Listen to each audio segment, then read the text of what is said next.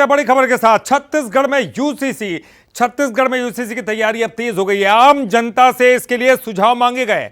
15 अक्टूबर तक अपनी राय दी जा सकती है। आपको बता दें कि नागरिक और विशेषज्ञ इसमें अपना सुझाव अपनी तरफ से दे सकेंगे। समिति फिर उस सुझाव के आधार पर एक यूसीसी का प्रारूप तैयार करेगी। शीतकालीन सत्र में विधेयक लाने की तैयारी है। सुझावों के आधार पर मसौदा तैयार किया जाएगा। सरकार ने जन भागीदारी की प्रक्रिया शुरू कर दी है। तो यूसीसी की तरफ अब कदम लगातार बढ़ते हुए समान कानून की तैयारी, और इसी तैयारी में अब आगे बढ़ते हुए कदम लोगों से राय आमंत्रित की गई है। तो शीतकालीन सत्र में विधेयक लाने की तैयारी है। सुझावों के आधार पर मसौदा तैयार किया जाएगा। और चलिए इस पर ज्यादा जानकारी के लिए सीधे रुख करेंगे। हमारे साथ हमारे ब्यूरो चीफ गौरव शुक्ला जुड़ गए हैं रायपुर से। और गौरव का रुख करते हैं। गौरव, मध्य प्रदेश में तैयारियां हो गई हैं तमाम अलग अलग जगहों से। अगर देखें अब मध्य प्रदेश के बाद नंबर अब छत्तीसगढ़ का है, तो तैयारियां तेज हो गई है। किस तरह से ये पूरी जो प्रक्रिया है वो रूप लेगी, और इस वक्त राजनीतिक रूप से क्या हलचल दिखाई देती है? जी बिल्कुल, देखिए छत्तीसगढ़ में यूसीसी लागू करने के लिए जो समिति कैबिनेट ने बनाई थी, वो समिति अपना काम शुरू कर दी है। 24 जुलाई को समिति की पहली बैठक हुई थी।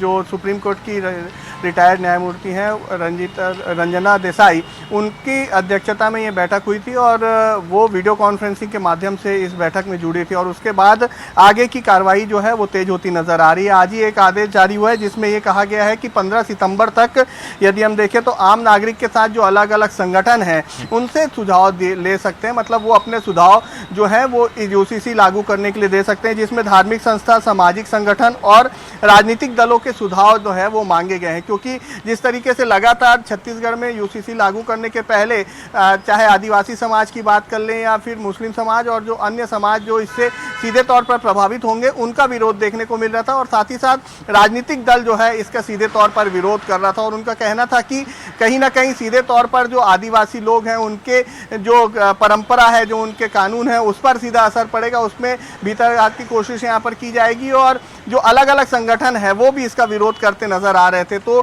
सीधे बात यह है कि यदि 15 सितंबर तक तमाम लोगों से सुझाव मांगा गया है, अलग अलग माध्यम से अपने सुझाव जो है वो समिति को दे सकते हैं, जिसमें एक जो वेब जो पोर्टल है उसमें इन लोग अपना सुझाव दे सकते हैं। उनके जो अलग अलग मेल आईडी है उसमें ये सुझाव दे सकते हैं। तो कहीं ना कहीं जो पोर्टल और मेल आईडी के माध्यम से सुझाव मांगे गए हैं उसमें अलग अलग सुझाव आएंगे, चाहे राजनीतिक दल की बात कर लें या सामाजिक संगठन की बात कर लें या फिर नागरिकों की बात कर लें। वो अपने सुझाव देंगे तो 15 सितंबर तक सुझाव आएंगे, और 15 सितंबर के बाद उन सुझाव पर बातचीत होगी कि किस तरीके से जो सुझाव मिले उस पर क्रियान्वयन करना है। और रंजना देसाई की यदि हम बात करें तो वो पहले भी जो अलग राज्य है वहां पर वो जो यूसीसी लागू हुआ था उसमें अहम भूमिका निभा चुकी हैं। तो छत्तीसगढ़ में भी जो यूसीसी लागू होगा उसमें वो अध्यक्ष हैं उस समिति की। तो एक बड़ा जो फैसला है ये है जो आगे सुझाव लिए जा रहे हैं। जी बिल्कुल निश्चित ही, और ये जो गहमा गहमी है वो आगे दिखाई देगी। और जिस तरह से प्रक्रिया बीजेपी लगातार जो है, जहां पर बीजेपी शासित राज्य है वहां पर यूसीसी को लागू करती जा रही है, एक के बाद एक हो सकता है फिर नेशनल लेवल पर भी बातचीत हो। लेकिन फिलहाल के लिए बहुत बहुत शुक्रिया, क्योंकि आगे समय जब आएगा शीतकालीन सत्र जहां पर इसे लागू करने के लिए पूरी तैयारी यहां पर छत्तीसगढ़ में कर रखी है।